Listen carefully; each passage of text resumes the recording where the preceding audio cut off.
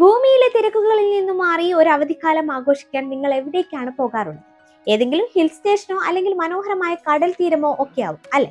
എന്നാൽ ഇനി മുതൽ നിങ്ങളുടെ ലക്ഷ്യസ്ഥാനം മാറാൻ പോവുകയാണ്. നമ്മൾ എന്നും ആകാശത്തേക്ക് നോക്കി അത്ഭുതപ്പെട്ട ആ വെള്ളി വെളിച്ചത്തിലേക്ക്, അതായത് ചന്ദ്രനിലേക്ക്. ഇനി നിങ്ങൾക്ക് ഒരു വിനോദയാത്ര പോകാം. വെറുമൊരു യാത്രയല്ല, അവിടെ താമസിച്ച് ചന്ദ്രനിലെ കാഴ്ചകൾ ആസ്വദിക്കാൻ ഒരു അത്യാധുനിക ഹോട്ടൽ തന്നെ വരുന്നു. കേൾക്കുമ്പോൾ അതിശയം തോന്നാം, പക്ഷേ അതിനായുള്ള ബുക്കിംഗ് ഇപ്പോൾ ആരംഭിച്ചു കഴിഞ്ഞു എന്നാണ് വാർത്തകൾ. എന്താണ് ഈ സംഭവം എന്ന് നമുക്കൊന്ന് നോക്കിയാലോ. ചന്ദ്രൻ ഹോട്ടൽ എന്ന സ്വപ്നം യാഥാർത്ഥ്യമാക്കാൻ ഒരുങ്ങുന്നത് പ്രമുഖ ബഹിരാകാശ ഗവേഷണ ഏജൻസികളും സ്വകാര്യ കമ്പനികളുമാണ്.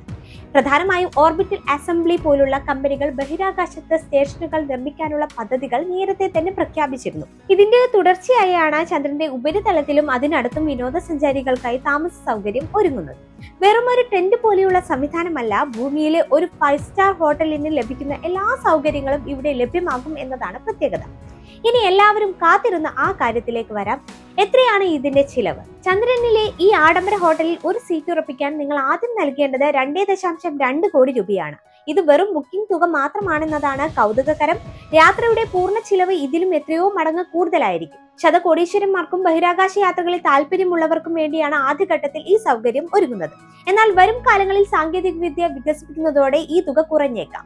ഭൂമിയിലെ ഹോട്ടലുകളിൽ നിന്ന് ചന്ദ്രനിലെ ഹോട്ടലിനെ വ്യത്യസ്തമാക്കുന്നത് എന്തൊക്കെയാണെന്നാൽ ലോ ഗ്രാവിറ്റി എക്സ്പീരിയൻസ്. അതാണ് ഇക്കൂട്ടത്തെ ഏറ്റവും ഇമ്പോർട്ടന്റ് ആയ കാര്യം. ചന്ദ്രനിലെ കുറഞ്ഞ ഗുരുത്വാകർഷണ ബലത്തിൽ പറന്നു നടക്കാനും കളിക്കാനുമുള്ള സൗകര്യം. കൂടാതെ ജനലിലൂടെ നോക്കിയാൽ നീല നിറത്തിൽ തിളങ്ങുന്ന ഭൂമിയെ കാണാനാകും. ഇത് ജീവിതത്തിൽ ഒരിക്കൽ മാത്രം ലഭിക്കുന്ന കാഴ്ചയായിരിക്കും. പോരാത്തതിന് സ്പേസ് ഫുഡ്, പ്രത്യേകമായി തയ്യാറാക്കിയ രുചികരമായ ബഹിരാകാശ ഭക്ഷണം. ചന്ദ്രനിലെ ഗർത്തങ്ങളും മലനിരകളും നേരിട്ട് കാണാൻ സാധിക്കുന്ന തരത്തിലുള്ള സുതാര്യമായ ചുവരുകൾ, അങ്ങനെ മറക്കാനാവാത്ത നിരവധി കാഴ്ചകൾ. ഇനി ഇത്രയും ദൂരം എങ്ങനെ പോകും എന്നാണോ നിങ്ങൾ ചിന്തിക്കുന്നത്? ഇലോൺ മസ്കിന്റെ സ്പേസ് എക്സ്, ജെഫ് ബെസോസിന്റെ ബ്ലൂ ഒറിജിൻ തുടങ്ങിയ കമ്പനികൾ ഇതിനോടകം തന്നെ പുനരുപയോഗിക്കാൻ കഴിയുന്ന റോക്കറ്റുകൾ വികസിപ്പിച്ചു കഴിഞ്ഞു. ഈ റോക്കറ്റുകളിലാകും സഞ്ചാരികളെ ഹോട്ടലിലേക്ക് എത്തിക്കുക. യാത്രയ്ക്ക് മുൻപായി യാത്രക്കാർക്ക് കഠിനമായ ശാരീരിക പരിശീലനങ്ങളും നൽകും. ബഹിരാകാശത്തെ വികിരണങ്ങളിൽ നിന്നും അതിശക്തമായ തണുപ്പിൽ നിന്നും സംരക്ഷിക്കാൻ അത്യാധുനിക കവചങ്ങളാണ് ഹോട്ടൽ നിർമ്മാണത്തിന് ഉപയോഗിക്കുന്നത്. ഈ സംരംഭത്തിനും വെല്ലുവിളികൾ ഇല്ലാതില്ല. തീർച്ചയായും ഇതൊരു എളുപ്പമുള്ള കാര്യമല്ലല്ലോ.